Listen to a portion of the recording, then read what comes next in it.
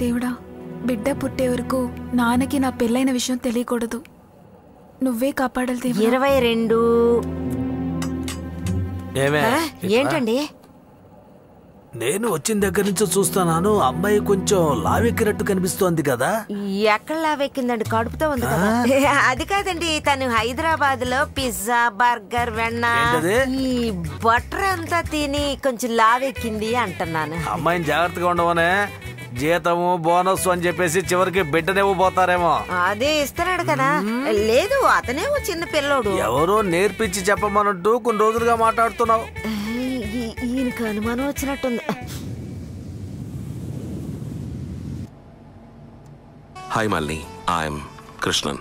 నీతో ఈ విషయం చెప్పి తీరాల్సిందే. నువ్వు చాలా అందంగా ఉంటావు. ఇక్కడున్న వాళ్ళు ఎవరు ఇంత అందాన్ని చూసుంటారు. నేను మాట్లాడే మాటల్లో నిజాలు అబద్ధాలు కూడా తెలుస్తాయి ఏంటండి మీకు? నేను చేసింది అలా తప్పే. ఈ డబ్ స్మాష్ కనిపెట్టినోడిని చెప్పుతో కొట్టాలి. Mythili, hi darling. ఏంటి డల్గా ఉన్నావు? వీడొక్కడు ఫోన్లో డబ్ స్మాష్లు పంపించి టార్చర్ పెడుతున్నాడు. ఇది ఫోన్ ఇవ్వు, ఆ గూరక గాన్ని నేను డీల్ చేస్తాను. నువ్వంటే నాకు ఇష్టం లేదు, నీ మీద ఆశపడటం లేదు, నువ్వు అందగతం అనుకోవటం లేదు, కానీ ఇవన్నీ జరుగుతాయేమోనని నాకు భయంగా ఉంది. ఆలోచించి చెప్పు. రే మావా, ఈ ఏఎన్ఆర్ దగ్గర నువ్వు కమల్ హాసన్ యాక్ట్ చేయి. యాపిల్ ఫోన్ ఎలా ఆపరేట్ చేయాలి?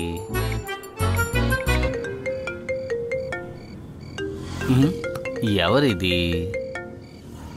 హలో హలో, ఎవరండి మాట్లాడేది? నేను అటాక్ బాల్ అని మాట్లాడుతున్నాను. అమ్మో, ఎవరు? బాస్కెట్ బాలా? మా అమ్మాయికి ఫోన్ ఇవ్వు. ఎవరు మీ అమ్మాయి? మైథిలి. ఏయ్, మైథిలి అని ఎవరు లేరు. కట్ చేయి. ఓయ్, కట్ చేయమంటే ఏమే అమ్మాయికి ఫోన్ చేస్తే ఎవరిదో మొగ గొంతు మాట్లాడుతోంది ఏంటి?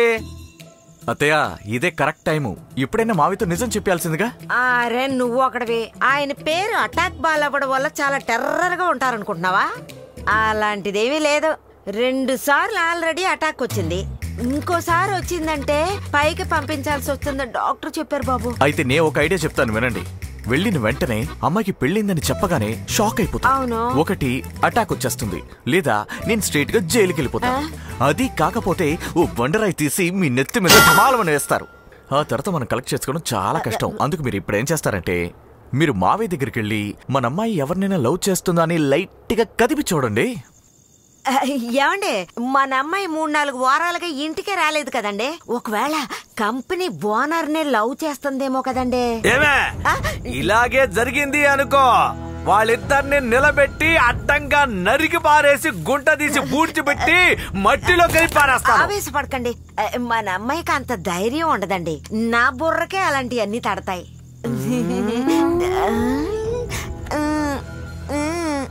జారండి జారండి.